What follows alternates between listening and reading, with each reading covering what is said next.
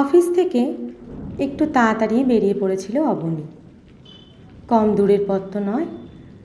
হাওড়া থেকে ট্রেনে চাপলে পাক্কা 100 ঘন্টা লাগবে বাগনান। সেখান থেকে বাস কিংবা অটোয় মানপুর ঘাট আরও 40 মিনিট। তারপর ভুটভুটিতে হটুগঞ্জ আরও কমসে কম আধা ঘন্টা। পিসি ঠাম্মার বাড়ি পৌঁছানো কি আর মুখের কথা? অথচ না গেলেও তো নয়। সকালেই ফোন এসেছিল পিসি ঠাম্মার আবার শরীর খারাপ। ইদানিং মাঝে মাঝেই ভুগছেন বাবারই একমাত্র পিসিটি। ভোগারই কথাও বেশি। বয়স তো নেহাত কম নয়। 80 পেরিয়েছেন বহুদিন। অবনীর বাবা অনেকবার তাকে কলকাতায় নিজের কাছে এনে রাখতে চেয়েছেন, কিন্তু তিনি শ্বশুরবাড়ির ভিটে ছেড়ে নড়লে তো কী যে জেদ। আত্মীয় স্বজন নেই, ছেলেপুলে নেই, একটিমাত্র কাজের মেয়ের ভরসায় হটুগঞ্জে পড়ে আছেন স্বর্ণকুমারী দেবী। এবার মনে হয় অসুখটা বেশ গুরুতর। সকালে হটুগঞ্জ থেকে যে লোকটি ফোনে খবর দিল তার গলা শুনে তো অবনীর বাবা বেশ উদ্বিগ্ন হয়ে পড়েছেন। অবনীকে বললেন, কি করি বলতো? আমি চলে যাব। MA পাশ করার পর নতুন চাকরিতে ঢুকে অবনীর এখন যথেষ্ট চাপ। গম্ভীর মুখে বলল, না না, তোমার শরীর স্বাস্থ্য ভালো নয়, ঘং ঘং কাশছ, এখন সিজন চেঞ্জের টাইম। কিন্তু কাউকে তো একটা যেতেই হবে রে। অসুস্থ মানুষটার খোঁজ তো নিতেই হবে। কেন? আমি আছি, আমি যাব। অফিস করে আর বাড়ি ফিরব না, সোজা চলে যাব হটুগঞ্জ। তুই পারবি? আমি কি আর কচি খুকি আছি নাকি? তুমি আমার উপর ভরসা রাখো। তেমন বুঝলে অ্যাম্বুলেন্স ভাড়া করে সোজা কলকাতায় নিয়ে চলে আসব। Good decision. আর সেই সময় পিসিকে বলে দিবি তার আর হটুগঞ্জে থাকা চলবে না। এখন থেকে তিনি একমাত্র ভাইপোটির বাড়িতেই অবস্থান করবেন। 5টায় হাওড়া স্টেশনে পৌঁছে অবনী ভেবেছিল 8টা নাগাদ ঢুকে যাবে হটুগঞ্জ। কিন্তু কপাল খারাপ, কোথায় যেন ওভারহেডে তার ছিঁড়েছে। ট্রেন চলাচল আপাতত বন্ধ। ঘণ্টাখানেক পর যাও বা চালু হলো ট্রেন, তাও চলে ঢিকিস ঢিকিস করে। ভিড়ে ঠাসা গাড়ি বাগনান পৌঁছতেই 8টা বাজিয়ে দিল। অটোয় এক লম্বা লাইন, অগত্যা বাসি ভরসা। মানপুর ঘাটে রূপনারায়ণের পাড়ে অবনী যখন নামল শেষ ভুটভুটি, তখন ছাড়বো ছাড়বো করছে। সেই ভুটভুটি হটুগঞ্জে ভিড়ল প্রায় 10:30টায়। হটগঞ্জে তখন নিশুতি রাত।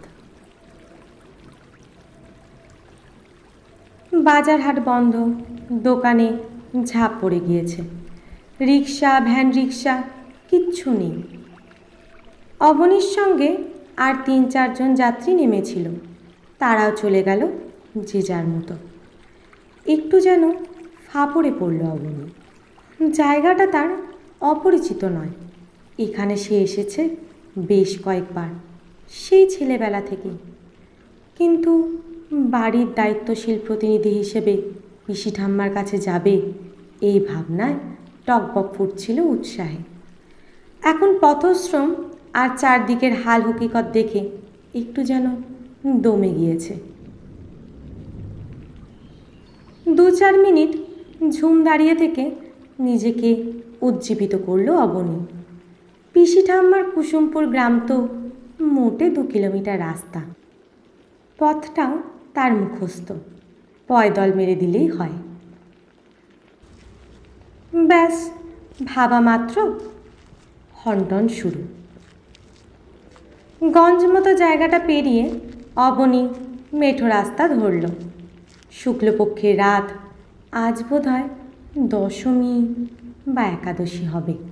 দিব্যি একটা চাঁদ উঠেছে, জ্যোৎস্নায় ভেসে যাচ্ছে চতুর্দিক। অঘ্রাণ মাস, এখনও তেমন ঠান্ডা পড়েনি। মিহি হিমের আমেজটা বেশ লাগে। দুপাশে ধান ক্ষেত, পুরো ধান কাটা হয়নি। হালকা কুয়াশা মাখা মাঠঘাটও কী যে অপরূপ।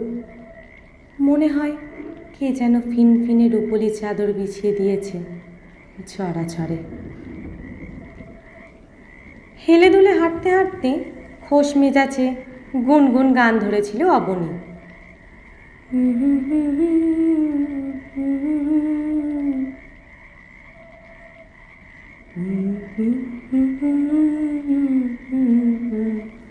তবে কেমন হতো তুমি বলো তো। হঠাৎই তার মনে হলো সে যাচ্ছে তার অসুস্থ পিসি ঠাম্মাকে দেখতে। এই সময় এমন খুশি খুশি থাকাটা তার শোভা পায় কি? হয়তো সেই মানুষটা এখন শ্বাসকষ্টে ভুগছে, হয়তো যন্ত্রণায় কোকাচ্ছে। অবনী কোথায় তাড়াতাড়ি তার কাছে পৌঁছবে তা নয়, সে কিনা প্রকৃতির শোভায় বিভোর। ছি!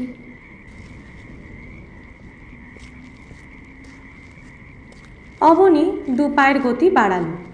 বাঁ দিকে পুকুর আর প্রকাণ্ড বটগাছটা পেরিয়ে চলে এসেছে কুসুমপুর। রাস্তা শুনশান, জনপ্রাণীর দর্শন নেই। বড় ফুটবল মাঠখানা পেরিয়ে পিসি ঠাম্মার বাড়ির দোরগোড়ায় এসে থামল অবনী। একতলা পাকা বাড়ি, বেটে পাঁচিল দিয়ে ঘেরা। ভিতরের উঠোনের কোণটায় একটা দারুণ পেয়ারা গাছ আছে। অবনী জানে। গলা উঁচিয়ে পিসি ঠাম্মা বলে ডাকতে গিয়েও অবনী নিজেকে সংযত করল। কড়া নাড়ল দরজায়। কি আশ্চর্য!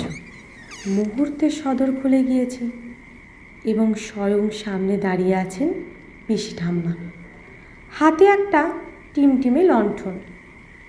এক গাল হেসে পিসি ঠাম্মা বললেন, এসে গিয়েছিস তাহলে? জানতাম তুই আসবি। আয় বাবা আয়। অবনী অবাক মুখে বলল, তুমি না অসুস্থ? তুমি উঠে এলে কি করে? কে আর দরজা খুলবে বল? সরস্বতী বাড়ি চলে গিয়েছে যে। কী কাণ্ড! তোমার অসুখের মধ্যেও সে বাড়ি চলে গেল? কোথায় অসুখ? আমি তো দিব্যি আছি। কিন্তু সকালে কুসুমপুর থেকে যে ফোন গেল, না হলে কি তোদের দর্শন মিলত? তাই বলো। অবনী হাসল। তুমি ভারী দুষ্টু হয়েছ তো। স্বর্ণকুমারী হাসলেন যেন, বললেন, আয় ভিতরে আয়। উঠোন পেরিয়ে চওড়া বারান্দায় উঠল অবনী, স্বর্ণকুমারী পিছু পিছু। কাঁধের ব্যাগ নামিয়ে জুতো ছাড়তে ছাড়তে বলল, লণ্ঠন নিয়ে ঘুরছো কেন? কারেন্ট নেই? তাই তো দেখছি। সামান্য কুঁজো হয়ে হেঁটে বাঁদিকে বড় ঘরটায় ঢুকলেন স্বর্ণকুমারী। বললেন, এইটা তোর ঘর। গরম তো নেই? এই ফ্যান না চললে তোর নিশ্চয়ই অসুবিধে হবে না? একটুও না। এখন কি খাবি বল? নিশ্চয়ই খুব খিদে পেয়েছে। এতক্ষণ ক্ষুধা তৃষ্ণার বোধই ছিল না অবনীর। স্বর্ণকুমারী প্রশ্নে টের পেল পেটে ছুঁচোয় ডন মারছে। সেই কখন ট্রেনে এক ঠোঙা ঝালমুড়ি খেয়েছিল। তারপর তো আর কিছুই যায়নি পাকস্থলিতে।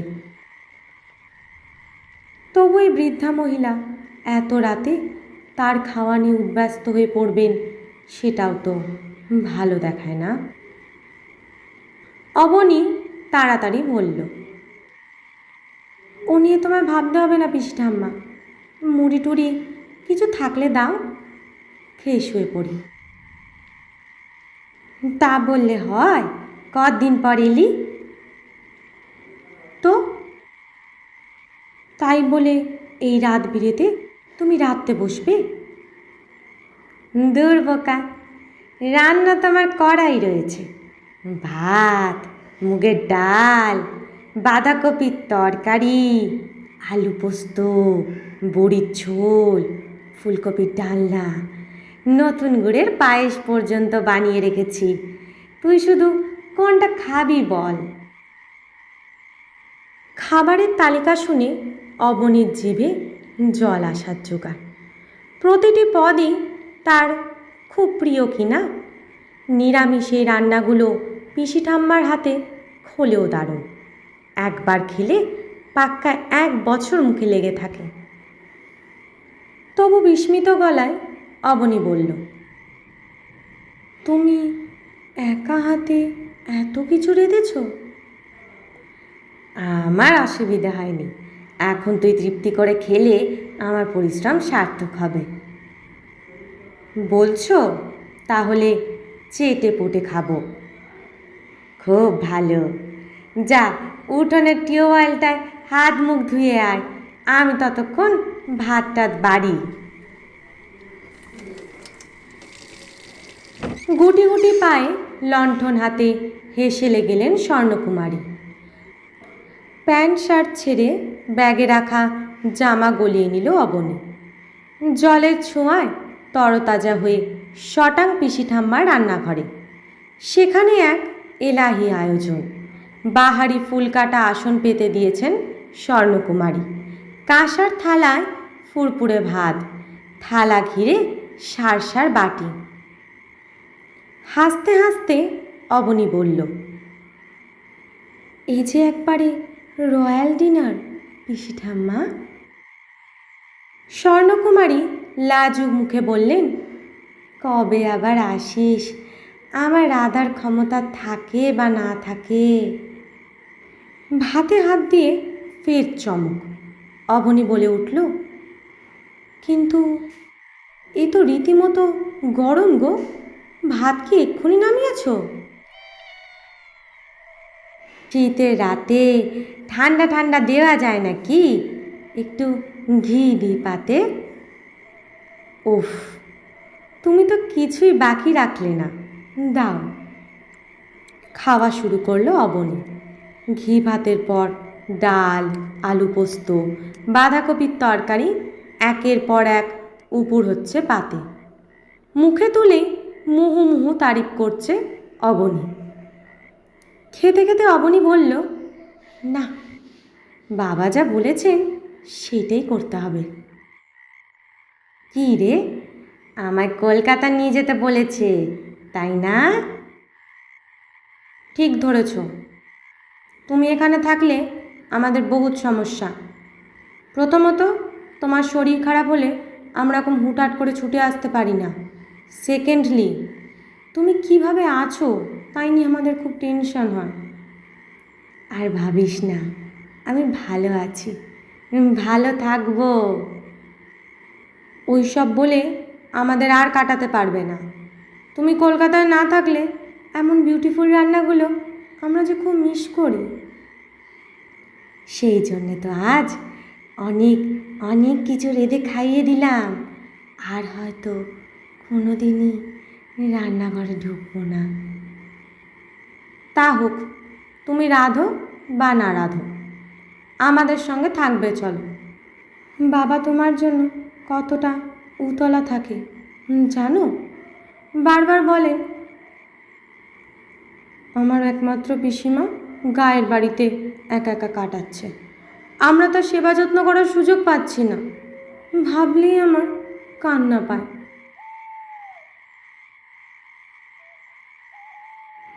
তোরা তো বড্ড ভালো রে অবনী, আমাকে নিয়ে তোরা খুব চিন্তা ভাবনা করিস। করি তো। সাপুটে সুপুটে তখন নতুন গুড়ের পায়েস শেষ করছিল অবনী। ঠোঁট চাটতে চাটতে বলল, সুতরাং আর কোনো আপত্তি নয়, কালই তুমি যাচ্ছ আমাদের সঙ্গে ফরএভার। আর এ বাড়িটার কি হবে? তালাবন্ধ পড়ে থাকবে। তোমার পড়শিদের বলে দেবো, তারা ওয়াচ করবে। তোমার ঘরে এমন কিছু তো সোনাদানা নেই। তা বললে হয় রে সোনা, কত স্মৃতি আছে এখানে, সেগুলোই তো আমার মণিমুক্ত জহরত। সেই কত বছর আগে তোর পিস দাদুর সঙ্গে এই বাড়িতে পা রেখেছিলাম। তখন ছিল মাটির দেওয়াল, খড়ের চাল, তারপর আস্তে আস্তে দালান কোটা হলো। কর্তামশাই দেহ রাখলেন, তাকে ফেলে এই ঘর বাড়ি ছেড়ে কোথাও গিয়ে আমি আর শান্তি পাবো না রে। স্বর্ণকুমারী মাথা নাড়লেন। তার চেয়ে এইখানেই থাকি, তোদের ওখানেও মাঝে মধ্যে যাব। আমরা না নিয়ে গেলে যাবে কি করে? ভ্যান, রিক্সা, ভুটভুটি, অটো, বাস পারবে এই বয়সে একা একা?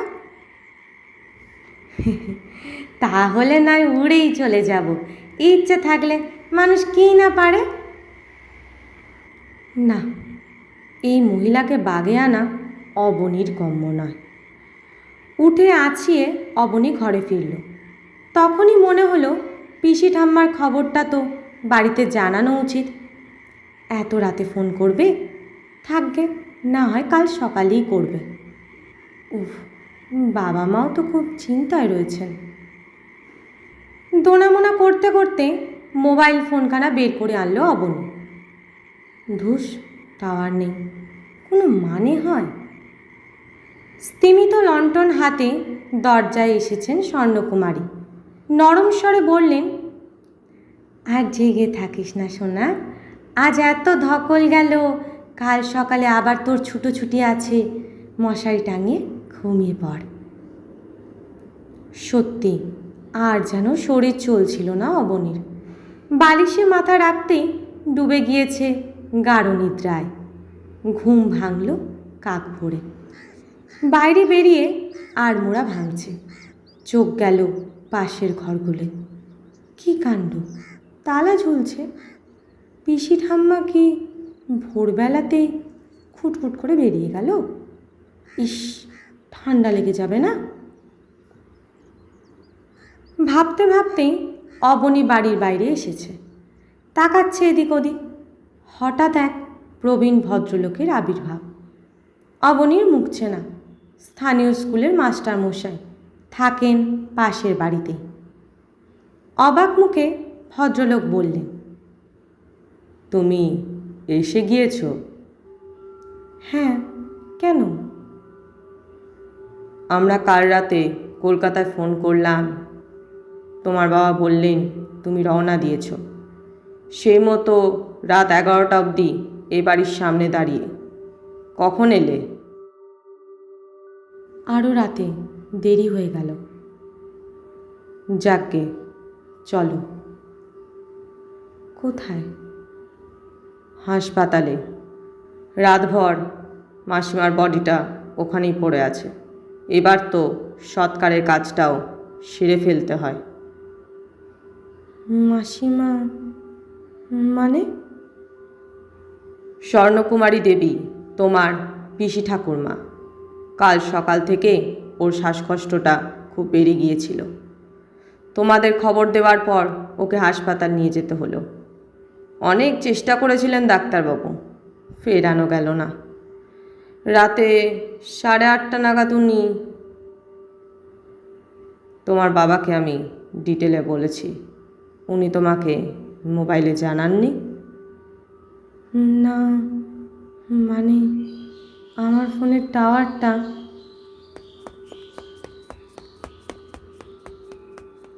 বলি এক ছুট্টে ঘরে গিয়েছে অবনী। মোবাইল অন করে বিস্ফারিত চোখে দেখল টাওয়ারটা এসে গিয়েছে। অবনী থতমত মুখে বলল, কিন্তু কাল আমি আমার পিসি ঠাম্মার। মন খারাপ করো না। ভদ্রলোক অবনীর পিঠে হাত রাখলেন। তোমার পিসি ঠাকুরমা খুব কষ্ট পাচ্ছিলেন, ইদালিং তো প্রায় চলতে পর্যন্ত পাচ্ছিলেন না। মৃত্যুতে তার এক ধরনের মুক্তি হলো বলতে পারো। অবনীর গলায় আর স্বর ফুটল না, পা দুখানা যেন গেঁথে যাচ্ছে মাটির সঙ্গে। কাল রাত্রিরে যা যা ঘটল তা কি সত্যি নয়? কিন্তু পেটটা গজগজ করছে কেন?